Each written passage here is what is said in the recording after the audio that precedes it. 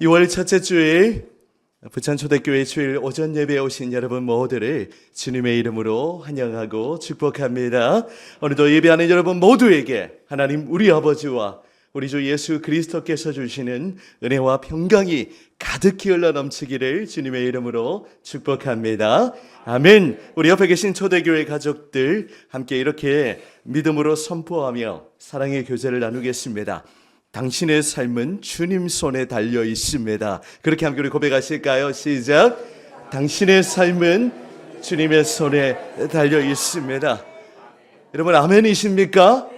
우리의 모든 삶이 우리에게 있지 아니하고 하나님의 손에 달려 있는 줄 믿습니다. 여러분 제가 아주 오랜 초딩, 그때는 국민학교 시절이었죠. 그때 TV 광고 카피가 아직도 제 마음에 남아 있습니다. 이 감기약 선전이었는데요. 이 몸살 감기쯤은 이 손 안에 있어이다. 이런 기억나십니까 혹시? 여러분 우리의 건강도 또 우리의 생명도 우리의 자녀 손주들 우리의 직장과 일터와 사업장 우리의 모든 삶이 누구의 손에 있다고요? 주님의 손에 달려 있는 줄 믿습니다. 우리가 이 땅을 살면서 우리 육신을 의지하는 것이 아니라 살아계신 하나님을 의지하고 그분만을 믿고 따라가는 우리의 삶이 되기를 간절히 소원합니다. 하나님이 새로운 한 달을 우리에게 선물로 주셨어요. 벌써 6월이 되었습니다. 저는 믿기지가 않아요. 아니 벌써 6월 달이 되었다니. 이제 부임한 지 이제 1년이 다 되어가는 그런 시기를 맞이하고 있습니다. 여러분 오늘이라는 단어를 영어로 today라고 그렇게 하는데요. 현재라는 단어는 영어로 하면은 어떻게 표현하냐면 present라고 합니다. 그 또 이 단어에는 어떤 뜻이 있냐면 선물이라는 뜻이 담겨 있어요. 여러분 하나님이 허락하신 6월 한 달 또 이 하루의 삶이 하나님이 우리에게 허락하신 소중한 선물인 줄 믿습니다. 선물을 우리는 어떻게 여겨야 되죠? 소중하게 여겨야 되죠. 하나님이 허락하신 하루하루의 삶 어떻게 보면 매일 반복되고 또 지루하게 느껴질 때도 있고 그렇게 때로는 힘들게 느껴지는 오늘 하루의 삶이라 할지라도 우리 똥파리 한 마리가 왔다 갔다 오늘 아침에 우리 장로님들이 잡으려고 노력했는데 실패하셨는데 꼭 설교할 때만 나타나요. 네, 어디까지 했죠? 네, 우리 예배 마치고 다 같이 파리 잡기 작전을 펼쳐야 되겠습니다. 여러분 이 하루의 삶을 그렇게 믿음으로 감당하는 저와 여러분이 되시기를 간절히 소원합니다. 아멘. 우리는 어제까지 리딩 지저스 역사서의 과정을 마무리했어요. 이제 지난 주간 에스라, 느헤미야, 에스더까지를 읽었는데요. 15주 동안 우리가 그렇게 성경을 읽어왔습니다. 창세기로부터 시작하여 이제 에스더까지 이 리딩 지저스의 첫 번째 관문을 통과하시는 우리 모든 분들에게 축하와 격려의 말씀을 드립니다. 혹시 스톱하신 분 있으시다면 다시금 힘을 내서 이제 우리가 시가서로 접어들게 되는데요. 그렇게 함께 말씀과 함께하는 이 여정 우리가 기쁨으로 감당하기를 원합니다. 오늘 이제 우리가 율법서 또 역사서를 우리가 정리하면서 다음 주일 오후 예배 시간에는 우리가 율법서와 역사서의 말씀을 가지고 목장별 성경 퀴즈 대회를 진행하게 될 것입니다. 오늘 제가 예상 문제 정성껏 제가 준비했는데요. 오늘 목사님들 나가시면서 챙겨가지고 목장 식구들에게 나눠주시고 자세한 광고는 제가 또 광고 시간에 드리도록 하겠습니다. 우리가 성경 퀴즈 대회를 하는 것은 또 우리 목장에 힘을 모으는 의미도 있지만 그동안 배웠던 말씀들을 요때 이렇게 우리가 공부하고 준비하면 굉장히 오래 남아요. 저는 신학대학원 이 성경시험 준비할 때 그때 외우고 암송한 말씀들 지금까지 제 마음에 남아 있습니다. 그래서 이 어려운 걸 왜 하나 이런 생각이 아니라 우리가 이번 기회에 말씀을 집약하고 또 율법서와 역사서의 말씀을 정리하는 좋은 기회로 그렇게 삼으셨으면 좋겠습니다. 오늘은 이 역사서의 말씀을 좀 정리하면서 이 시편의 말씀을 가지고 역사서와 연관지어서 오늘 설교 제목 같이 읽어보실까요? 시작! 기쁨으로 거두리로라 라는 제목으로 은혜의 말씀을 나누기를 원합니다.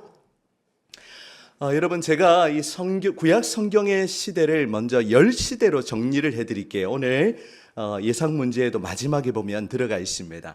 우리가 구약 성경을 그냥 큰 그림이 없이 읽어나가면 도대체 이게 뭘 의미하는지 놓칠 때가 굉장히 많습니다. 하지만 큰 그림 가운데 성경을 읽어나가면 우리가 이렇게 중요한 흐름을 놓치지 않고 성경을 읽을 수가 있어요.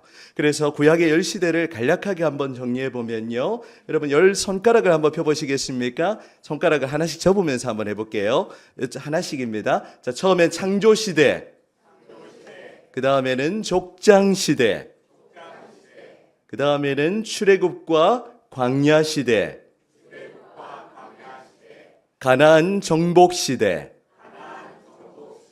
사사시대, 통일왕국시대, 분열왕국시대, 그 다음에 포로시대, 포로귀환시대. 자, 그 이후에는 이제 신약 성경이 시작되기 전까지 400년 동안 침묵하세요. 그걸 침묵시대라고 그렇게 표현합니다. 침묵시대. 한 번 들어서 이제 손 내리셔도 되겠고요. 이렇게 여러분 시대를 이제 우리가 읽은 그 내용입니다. 이렇게 알고 성경을 읽으시면 여러분들에게 아주 도움이 많이 되실 것 같아요. 나중에 그 예상 문제집을 참고하시면 되겠습니다.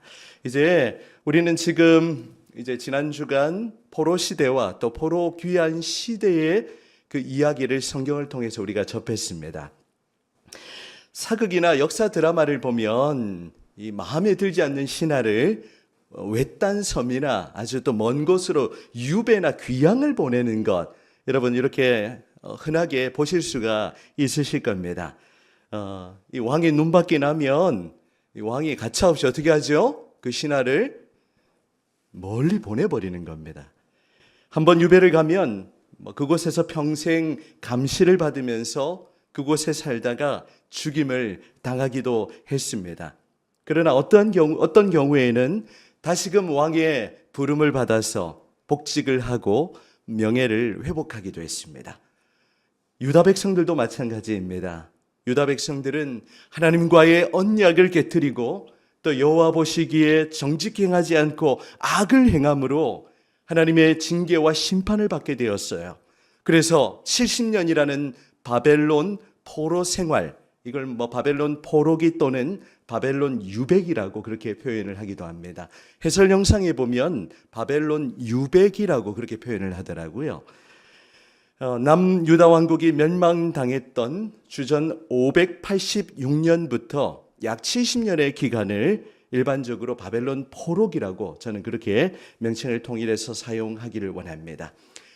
성경 곳곳에는 이 포로기 때의 그 내용과 또 사람들의 마음을 기록한 곳이 있는데요. 시편 137편 1절에 보면 이런 기록이 있습니다. 같이 한번 읽어보실까요? 시작. 우리가 바벨론의 여러 강변 거기에 앉아서 시온을 기억하며 울었도다.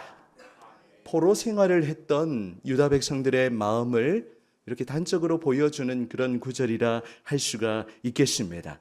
당시에 유다 백성들은 바벨론 땅으로 포로로 끌려가게 되었고, 이 바벨론 제국을 이렇게 종단하는 가로지르는 티그리스 또 유프라테스 이런 강 주변에 흩어져서 생활을 했다고 합니다. 유다 백성들은 나라를 빼앗긴 채 남의 나라에서 고향을 그리워하며 슬퍼하며 울며 이 바벨론 유배의 기간을 보내었던 것입니다. 여러분 70년이라는 기간은 짧아 보일 수 있지만 결코 짧은 기간이 아니지요. 여러분 70년 지나면 이 자리에 남아 계실 분들이 얼마나 있으실까 모르겠어요. 저도 없을 것 같아요. 맞죠? 네, 세대가 완전히 바뀌는 그런 굉장히 긴 기간입니다. 유다 백성들은 포로된 땅에서 거의 자유가 없는 억압과 또 포로된 그러한 삶을 살았던 것이죠.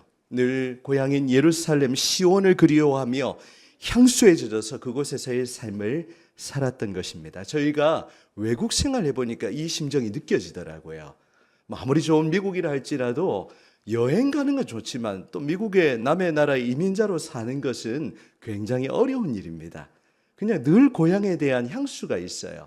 그리움이 마음에 사무칩니다. 아무리 그곳 생활이 좋고 또 삶의 여유가 있다 할지라도 이 고향을 그리워하는 그 마음은 어떻게 할 수가 없었던 것입니다. 아마 이 포로 생활 가운데 유다 백성들의 심정도 이와 같지 않았을까 생각을 해보았습니다. 하지만 이 포로된 삶이 끝이 아니었어요. 하나님은 이미 선지자를 통하여 포로 귀환을 약속하셨고 70년이 지나면 다시금 예루살렘으로 돌아가게 될 것을 예언하셨습니다. 예레미야 29장 10절을 보시면 예레미야 선지자가 이렇게 예언을 하고 있지요. 우리 같이 읽어보겠습니다. 시작. 여호와께서 이와 같이 말씀하시니라.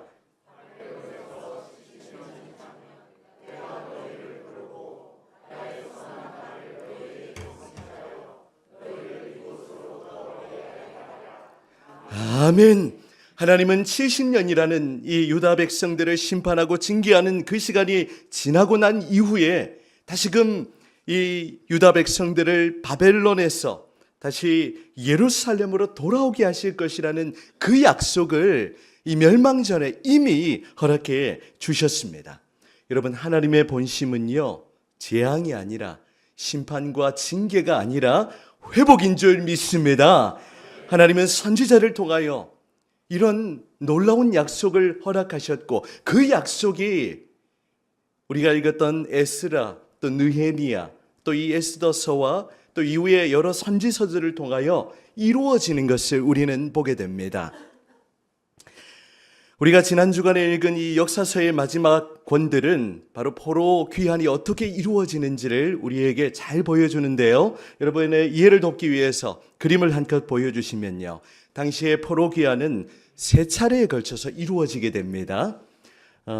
주전 537년에는 스룹바벨이라는 지도자가 이끄는 첫 번째 귀환이 이루어졌고요. 주전 458년, 이제 시간이 좀 더 흘러서 이 제사장이요 학사이었던 에스라가 이끄는 두 번째 포로 귀환이 이루어졌습니다. 그리고 우리가 또 지난 주간 살펴보았던 그 성벽을 재건했던 이 느헤미야 총독이 주전 444년경에 유다 백성들을 데리고 이렇게 예루살렘으로 귀환을 했던 것입니다. 그래서 세 차례에 걸쳐서 포로 귀환이 이루어졌어요. 결국 하나님이 선지자를 통하여 약속하신 대로 그 말씀대로 하나님이 신실하게 이루시는 것을 우리는 성경을 통해서 보게 되는 것입니다. 유다 백성들은 이제 세 차례에 걸쳐서 예루살렘으로 귀환을 하는데요. 이 스룹바벨이 1차 귀환을 하여 성전을 건축하는 일을 그렇게 시작하게 됩니다. 그래서 솔로몬 이후에 두 번째 건축된 성전을 스룹바벨 성전이라고 그렇게 표현합니다. 그리고 이후에 신약 시대에 헤롯이 재건한 헤롯 성전, 이렇게 성경은 세 차례에 걸쳐서 그렇게 건축되게 됩니다. 그리고 이제 2차 포로 귀환을 이끌었던 이 에스라는 율법 학자였어요. 그래서 이제 성전이 건축되고 난 이후에 유다 백성들에게 그동안 잊혀져 있던 여호와의 율법을, 그 말씀을 다시금 선포하고 우리 백성들 안에 회개와 그런 부흥과 갱신과 개혁의 역사가 나타나게 되었던 것입니다. 그리고 느헤미야를 통하여 무너져 버렸던 삶의 터전인 이 예루살렘 성벽을 재건하게 되는데요. 백성들이 온 마음을 들여서 함께 역사하니까 이 성벽을 재건하는 일이 두 달도 안 걸렸습니다. 52일 만에 성벽이 재건되는 놀라운 역사가 나타나게 되었던 것이죠. 여러분, 우리 이 자리에 함께한 우리 100여 명의 우리 주일학교까지 요즘에 한 130여 명 출석하고 있는데, 우리 교회가 우리가 한 마음이 되고 한 뜻이 되면 못 이룰 일이 없는 겁니다. 다시금 우리 가운데 성벽이 재건되고 또 성전이 재건되고 우리 성도들의 심령이 회복되는 놀라운 역사가 나타나게 될 줄 믿습니다. 또 이제 번외의 이야기가 하나 기록이 되고 있는데요. 바로 에스더서입니다. 에스더서는 무엇입니까? 포로 귀환을 하지 않고 여전히 페르시아 제국에 남아있던 유다 민족의 이야기를 기록하고 있는 성경입니다. 그 시기는 비슷해요. 그래서 페르시아 제국의 아닥사스다 왕이 주전 486년, 그러니까 유다가 멸망당하고 100년 이후에 그렇게 이제 제국을 통일했는데, 그때 일어났던 이야기가 바로 이 에스더입니다. 이 에스더서는 무엇을 보여주냐면, 구약의 백성들이 원수 하만의 공격에 의해서 멸절을 당할 위기에 놓이게 되었습니다. 하지만 그 포로된 땅에서도 하나님은 어떻게 하십니까? 이 유다 백성들을 지키시고 보호하십니다. 바로 구약의 교회를 하나님이 어떻게 돌보시고 어떻게 교회를 보호하시고 어떻게 이끌어 가시는지를 보여주는 성경이 바로 에스더서입니다. 우리 다음 주 퀴즈 대회 할 때 제가 문제를 하나 미리 드리면, 여러분, 에스더서에는 하나님이라는 이름이 단 한 번도 나타나지 않아요. 그래서 제가 새벽에도 설명을 드렸지만, 이 신구약 성경으로 정경이 확정될 때 어떤 학자들은 이 에스더서를 빼야 한다라고 그렇게 주장을 하기도 했습니다. 하지만 하나님의 섭리 가운데 이 에스더서가 정경으로 포함되었고, 하나님이란 이름은 나타나지 않지만 이 에스더서 곳곳에 보면 이 하나님의 크신 섭리가 얼마나 많이 나타나는지 모릅니다. 그래서 하나님은 이 에스더와 모르드게를 통하여 구약의 교회를 보호하시고 포로된 땅에서도 그들을 지키시는 하나님의 크신 섭리를 나타내 보여주는 것이죠. 여러분, 이 에스라와 느헤미야, 에스더서는 바로 이 유다 백성들의 포로 귀환을 통한 회복을 우리에게 말해주고 있는 겁니다. 오늘 여러분에게 선포하고 싶은 메시지는 바로 회복이에요. 하나님은 주의 교회 가운데 더 놀라운 회복의 역사를 이루어 가실 줄 믿습니다. 지금도 우리 교회가 우리 이번에 방문하셨던 우리 노회 목사님들, 또 우리 교회를 아시는 분들이 우리 교회가 빠르게 안정되고 또 이렇게 성도들의 얼굴에 웃음이 찾아왔다는 거, 이건 억지로 이루어지는 일이 아니잖아요. 그 모습을 보며 다들 감사하고 기뻐하셨다는 그런 피드백을 주셨습니다. 하나님이 우리 가운데 이미 회복을 시작하셨고 우리 교회를 통하여 이루시기 원하시는 그 하나님의 일들을 앞으로 더욱더 이루어 가실 줄 믿습니다. 가장 중요한 건요, 우리의 심령이 회복되어야 되는 일입니다. 이거는요, 목사가 하는 일이 아니죠. 하나님이 하시는 일입니다. 하나님이 우리의 심령 가운데 불을 주셔야 돼요. 말씀의 불을 주시고 성령의 불을 주셔야 되는 겁니다. 누가 시킨다고 되는 게 아니에요. 우리의 심령 안에 이 하나님의 말씀을 향한 그 간절한 마음이 일어나야 하는 것입니다. 하나님을 예배하고 싶은 그 간절한 열망이 우리 가운데 일어나야 하는 것이죠. 우리 교회 가운데 하나님께서 더 놀라운 회복과 놀라운 그 치유의 역사를 이루어 가시기를 간절히 소원합니다. 우리를 향한 하나님의 생각은 심판과 재앙이 아닙니다. 예레미야 29장 11절에 보면, 아까 읽었던 10절 이후에 보면 이런 말씀이 있어요. 우리 같이 함께 읽어보도록 하겠습니다. 시작. 여호와의 말씀이니라. 너희를 향한 나의 생각을 내가 아나니 평안이요 재앙이 아니니라. 너희에게 미래와 희망을 주는 것이니라. 아멘. 우리가 이 약속의 말씀을 붙들고 그렇게 믿음으로 나아가기를 원합니다. 개인의 삶에도 그러하고 교회적으로도 그러합니다. 하나님은요, 여러분의 개인의 삶, 여러분의 가정과 또 자녀 손주들, 직장과 일터와 사업장, 그 삶이 때로는 징계를 받는 것 같은 그런 느낌을 받을 때가 있어요. 또 힘든 시간도 있고요. 없으면 좋겠지만 없을 수가 없습니다. 하지만 그러한 순간에 우리 인간은 쉽게 낭망하고 좌절하기 쉽지요. 그때에도 하나님의 약속의 말씀을 붙드시기를 바랍니다. 하나님은 우리에게 재앙을 주시기 원하시는 것이 아니라 우리에게 미래와 희망을 주시기 원하세요. 하나님이 주실 그 회복을 믿음으로 기대하는 여러분이 되시기를 간절히 소원합니다. 교회적으로도 그러합니다. 하나님께서 우리 교회에 이제 안정되고 회복되고 이것을 넘어서서 이제 주의 교회에 더욱더 이렇게 영적인 동력이 일어나고 우리 교회가 해야 될 사명이 있는 거거든요. 지역사회를 섬기고 우리 교회가 더욱더 구제하는 일도 좀 많이 했으면 좋겠어요. 전도하고 선교하고 선교사들을 섬기고 우리 장로님 기도하신 것처럼 우리 오랜만에 다시 기도하시니까 얼마나 감격스러운 일인지 모르겠습니다. 하나님이 우리 교회를 통해 이루시기 원하시는 그 일 우리가 이루어드리면 좋지 않을까요? 그것을 하나님은 우리 교회를 통하여 이 땅을 회복하고 치유하고 이 땅에 상처받은 그 영혼들을 다시금 그리스도께로 돌이키는, 그들을 초대하는 그 일들을 이루시기를 원하십니다. 이제 오늘 시편의 말씀과 연관지어서 바로 오늘 시편 126편은 이 포로 귀환의 그 기쁨을 말해주고 있는 성경입니다. 여러분 성경을 한번 보시겠어요? 126편에 표제가 달려 있는데요. 어떤 제목이 붙어 있습니까? 성전에 올라가는 노래라는 표제가 붙어 있습니다. 여러분 시편 150편 가운데 이 성전에 올라가는 노래라는 이 제목이 붙은 시편이 15편 존재하는데요. 시편 120편부터 134편까지 여러분 가만히 보시면 전부 성전에 올라가는 노래라는 제목이 달려있는 것을 보실 수가 있습니다. 이 15편의 노래는 이스라엘 백성들이 절기를 맞이하여 예루살렘 순례길에 오르는 그 길 가운데 불렀던 노래예요. 쉽게 말하면 교회에 갈 때 부르는 노래가 바로 성전에 올라가는 노래입니다. 그런데 우리가 좀 지리적인 이해가 필요한데 예루살렘은요 해발고도 754m에 있어요.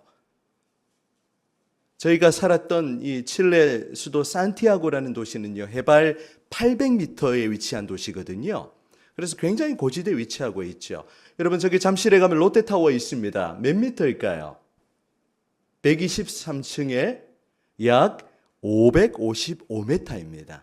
그러니까 예루살렘은 저기 지구 위에서 보면 이 잠실타워보다 더 높은 곳에 있어요.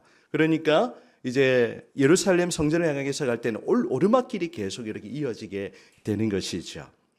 바로 순례자들이, 예배자들이 이 고지대에 위치한 예루살렘 성전으로 올라가면서 불렀던 노래가 바로 성전에 올라가는 노래입니다. 신약적인 의미로 표현해 보면 한 주간 세상 속에 살다가 주일 교회에 가면서 부르는 노래가 바로 성전에 오르는 노래였던 것입니다. 이 시편들은 대부분이 성전을 향한 뜨거운 사랑과 또 예루살렘의 평화와 번영을 기원하고 있습니다. 그런데 오늘 시편인 126편은요 조금 특별한 배경을 가지고 있어요. 이 시편의 저자와 시기가 누구인지는 일반적으로 모른다입니다. 작자미상이라고 하죠. 일반적으로 학자들은 이 126편이 바벨론 포로 생활에서 해방된 것을 기념하여 지은 시편이라고 그렇게 설명을 하고 있습니다. 바로 포로 귀환 때의 그 기쁨을 가지고 지은 시편이 오늘 시편인 것이죠. 오늘 시편 가운데 우리는 하나님이 주시는 회복을 우리는 맛볼 수가 있습니다. 여러분 우리가 이 126편을 통하여 우리 간략하게 세 가지 메시지를 나누기를 원하는데요. 첫 번째는 하나님이 주실 회복을 기대해야 한다는 것입니다. 어떻게 하라고요? 하나님이 주실 회복을 기대하라는 것입니다. 이 포로 생활 마치고 돌아왔을 때에 그리고 또 성전을 다시금 재건하고 예배했을 때에 그 기쁨과 감격은 이루 말할 수가 없었습니다. 그 기쁨이 오늘 1절과 2절에 고스란히 담겨 있어요. 1절과 2절 같이 읽어보겠습니다. 시작. 여호와께서 시온의 포로를 돌려보내실 때에 우리는 꿈꾸는 것 같았도다. 2절. 그때 우리 입에는 웃음이 가득하고 우리 혀에는 찬양이 찼었도다. 그때 문나라 가운데서 말하기를 여호와께서 그들을 위하여 큰 일을 행하셨다 하였도다. 아멘. 여러분 오늘 이 시편 126편 1, 2절의 말씀이 우리 교회 또 우리 성도들의 모습과 좀 이렇게 비슷해 보이지 않습니까? 우리 성도들의 얼굴에는 웃음이 가득하고 또 혀에는 찬양이 가득한 그 모습, 바로 포로 귀환한 이 유다 백성들의 그 기쁨이었습니다. 그들은 포로 귀환했다는 그 현실이 때로는 꿈같이 느껴졌어요. 1절에 기록하는 것처럼 마치 꿈꾸는 것 같았도다. 다시금 그동안 그리워했던 고국에 돌아와서 성전에서 예배할 수 있게 된 것, 전혀 믿어지지가 않는 그런 현실처럼 느껴지기도 했습니다. 또한 2절에는 우리의 입에는 웃음이 가득하고 라고 기록하고 있는데 포로 생활 마치고 돌아오니 얼마나 마음이 기쁘고 정말 감사함과 그런 은혜가 충만했던 것이죠. 그래서 웃음이 가득하고 또 입술에는 찬양이 저절로 그렇게 흘러나오게 된 것입니다. 여러분, 이런 회복, 이런 기쁨 주의 교회 가운데 더욱 충만하기를 간절히 소원합니다. 그 하나님의 회복을 기대하세요. 우리가 코로나 시기를 생각해 보면 그때는 마음껏 예배할 수 없었습니다. 우리 교회에는 예배를 담당하시는 분들만 나왔고 또 나머지는 집에서 이렇게 유튜브로 예배를 드린다고 예배를 드렸는데 예배가 제대로 되던가요? 예배가 사실 예배라고 볼 수도 없죠. 어떻게 보면은 그런 시간들을 우리가 겪으면서 예배의 소중함을 하나님이 깨닫게 해주신 거예요. 이렇게 우리가 주일에 함께 모여 하나님을 찬양하고 예배할 수 있다는 것 얼마나 큰 은혜인지 모릅니다. 오늘 앞에서 예배를 인도하며 여러분의 모습을 보니까요, 너무 감사해요. 너무 그 기쁨과 또 그 열정을 가지고 예배하는 그 모습 하나님이 기뻐하시는 줄 믿습니다. 여러분, 우리 교회가 더욱 예배 가운데 하나님이 주실 회복을 경험하실 수 있기를 간절히 소원합니다. 예배 가운데 하나님이 주시는 그 기쁨과 그 은혜를 우리가 만끽하기를 원하는 것이죠. 어제 아침에 우리가 에스더 8장을 함께 살펴보았는데요. 에스더 8장 16절에 보면 이런 말씀이 있습니다. 이 유다인들을 이 원수의 위협으로 건지시고 유다인들에게 있었던 그 기쁨인데요. 함께 우리 읽어보도록 하겠습니다. 시작. 유다인에게는 영광과 즐거움과 기쁨과 존귀함이 있는지라. 아멘.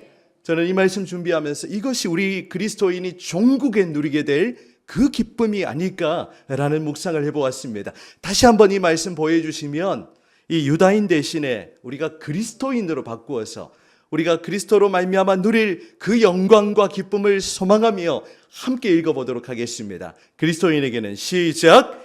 그리스도인에게는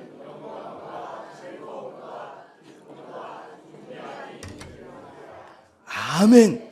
여러분, 주의 교회에 이런 영광, 이런 즐거움, 이런 기쁨과 존귀함이 가득하게 될 줄 믿습니다. 이러한 회복을 더욱더 믿음으로 기대하는 저와 여러분이 되실 수 있기를 간절히 소원합니다. 아멘. 이제 우리는 두 번째 메시지입니다. 회복을 간절히 사모하며 우리는 기도할 수 있어야 하는 것입니다. 우리 4절 말씀 같이 한번 읽어보실까요? 4절입니다. 시작. 여호와여, 우리를 포로를 남방 시내들 같이 돌려 보내소서. 아멘. 이제 포로 귀환을 한 유다 백성들이 있는가 하면 여전히 이 에스더와 모르드게와 같이 포로 귀환하지 않고 여전히 그 땅에 디아스포라 유대인으로 살아갔던 그런 자기 민족들이 있었습니다. 그들이 돌아오기를 간절히 부르짖고 기도하는 그 기도의 내용인 것이죠. 여호와여, 우리의 포로를 남방 시내들 같이 돌려 보내소서라는 간절한 기도입니다. 여러분, 또 이스라엘에 대한 좀 지리적인 이해가 필요한데 이스라엘의 남방 지역을 네게브라고 부릅니다. 그런데 그곳은 사막 지형이었어요. 비가 잘 내리지 않고 매우 건조한 곳입니다. 그러다가 갑자기 우기가 되면 이 시내가 물로 가득 차 흘러버린다고 합니다. 물이 이번에 보니까 여러분 중국 같은데 갑자기 홍수가 나가지고 막 온 도시가 물에 잠기는 그러한 일들이 있기도 하는데 말랐던 시냇물이 한순간에 회복되어서 강물같이 흘러가게 되는 것이죠. 시편 기자는 아직도 바벨론 땅에 남아있는 그 포로들을 생각하며 그들이 남방의 시내와 같이 다시금 회복되게 해달라고 간절하게 부르짖고 있습니다. 여러분, 혹시 우리의 개인의 삶이 이 말라버린 그런 남방 시내와 같지 않습니까? 우리 개인의 삶이 너무나도 힘이 들고 또 지치고 영적으로 피폐해져 있는 그런 모습이 우리 가운데 있지는 않습니까? 다시금 우리가 회복을 부르짖고 기도하며 그렇게 주님 앞에 믿음으로 나아갈 수 있기를 원합니다. 여러분, 실망하고 낙심하며 넘어지는 것이 아니라 회복을 부르짖고 기도하는 여러분이 되시기를 간절히 바랍니다. 여러분의 개인과 가정과 우리 자녀 손주들을 향하여 여러분 낭망하지 마시고 회복을 위해서 변함없이 기도하세요. 하나님께서 다시금 이 남방 시내를 이 물이 가득 흘러가는 그런 놀라운 회복을 허락해 주실 줄 믿습니다. 아멘. 오늘 시편을 통하여 우리 또 한 가지 마지막 메시지를 나눈다면, 이제는 우리가 회복을 기다리며 눈물로 씨를 뿌려야 한다는 것입니다. 오늘 설교의 포커스입니다. 우리는 하나님의 회복을 기다리며 우리의 삶에 또 씨를 뿌려야 합니다. 우리 5절과 6절 말씀 같이 한번 읽어보도록 하겠습니다. 5절과 6절입니다. 시작. 눈물을 흘리며 씨를 뿌리는 자는 기쁨으로 거두리라. 6절. 울며 씨를 뿌리러 나가는 자는 반드시 기쁨으로 그 곡식단을 가지고 돌아오리로다. 아멘. 우리가 이번 한 주간 붙들어야 하는 하나님의 말씀입니다. 우리가 삶에 씨를 뿌릴 때 열매가 없을 때가 있어요. 굉장히 낙심이 됩니다. 열심히 땀 흘려 수고하고 일하는데 우리의 삶에 어려움은 더해지는 겁니다. 재정은 점점 더 바닥이 나고 더 이렇게 힘이 들어집니다. 하지만 그때에도 우리가 낙심하지 않고 오늘 이 시편의 말씀을 붙들고 그렇게 믿음으로 나아갑시다. 눈물을 흘리며 씨를 뿌리는 자는 어떻게 하신다고 약속하시죠? 기쁨으로 거두리로다 말씀하십니다. 울며 씨를 뿌리러 나가는 자는 반드시 기쁨으로 그 곡식단을 가지고 돌아오게 될 것이다 약속하십니다. 때로는 열매가 없어 보이는 것처럼 보일지라도 낙심하지 않고 여러분의 주어진 삶에 씨를 뿌리는 그런 여러분이 되시기를 간절히 소원합니다. 우리가 울며 씨를 뿌리면 생각하지 못한 때에 하나님께서 거두게 하실 것입니다. 넘치도록 기쁨으로 거두게 하실 것입니다. 스피노자라는 사람은 이런 말을 남겼습니다. 내일 지구의 종말이 온다 해도 오늘 나는 한 그루의 사과나무를 심겠다 라는 이런 말을 남겼는데요. 우리 모두가 하나님의 회복을 우리가 기대하며 믿음으로 부르짖으며 오늘 우리의 삶에 이 한 그루의 나무를 심는, 또 울며 씨를 뿌리는 그러한 삶을 살아가기를 원합니다. 여러분, 주어진 모든 삶에 하나님의 도우심을 간구하며 최선을 다하세요. 때로는 돌파구가 보이지 않는다 할지라도 울며 씨를 뿌리면 하나님이 반드시 기쁨으로 단을 거두게 하실 줄 믿습니다. 이 유다 백성들에게 포로 귀환이라는 이 큰 일을 행하신 것처럼 우리의 삶에도 하나님께서 회복의 역사를 계속해서 이어가실 것입니다. 이제 설교를 맺으려고 합니다. 제가 이전 교회에 사역할 때 우리 선교팀을 이끌고 우리 아프리카 땅을 밟은 적이 있습니다. 커피로 유명한 에티오피아를 방문한 적이 있는데요. 이 에티오피아는 커피로 유명한 곳입니다. 그런데 에티오피아에 가면 전설이 있어요. 그 전설이 뭐냐면 이 성경에 나타나는 스바 여왕 있잖아요. 스바 여왕과 이 솔로몬 왕 사이에 아들이 태어났는데 그 아들이 메네릭 1세라는 왕이었습니다. 그 왕이 에티오피아의 시작이라고 그렇게 믿고 있어요. 그런데 뭐 그걸 얘기하려는 건 아니고 이제 그곳에 방문하여 우리 한 선교단체의 숙소에 그렇게 묵었었는데 숙소 벽면에 이런 문구가 새겨져 있었습니다. 굉장히 울림을 주었어요. 당신이 하나님의 손을 볼 수 없을 때 그분의 마음을 신뢰하세요. 이런 문구였습니다. 이해가 되십니까? 다시 한번요. 당신이 하나님의 손을, 하나님의 일하심을 볼 수 없을 때에 그분의 마음을 신뢰하세요 라는 메시지였습니다. 물론 한글이 아니라 영어로 쓰여져 있었겠지요. 여러분, 우리의 삶 가운데 열매가 없어 보이고 거두는 것이 없어 보일 때도 있어요. 여러분, 그때에도 하나님의 일하심을 결코 놓치지 마시기를 바랍니다. 하나님은 이 포로된 땅에서 유다 백성들 안에 역사하셨어요. 에스더와 모르드게를 통하여 하나님의 그 구원의 역사를 이루어 가셨어요. 지금도 마찬가지입니다. 하나님이 우리 개인의 삶에 회복을 주실 뿐만 아니라 우리 교회 가운데 하나님이 일하시고 계시며 주의 교회를 통하여 이 땅을 치유하고 회복하는 그 크신 하나님의 역사를 이루어 가실 것입니다. 그 일을, 그 회복을 믿음으로 기대하며 사모하고 부르짖고 우리의 삶에 울며 씨를 뿌릴 때에 주님께서 기쁨으로 거두게 하시는 그 은혜의 역사를 경험하시는 저와 여러분이 다 되시기를 주님의 이름으로 축원합니다. 아멘.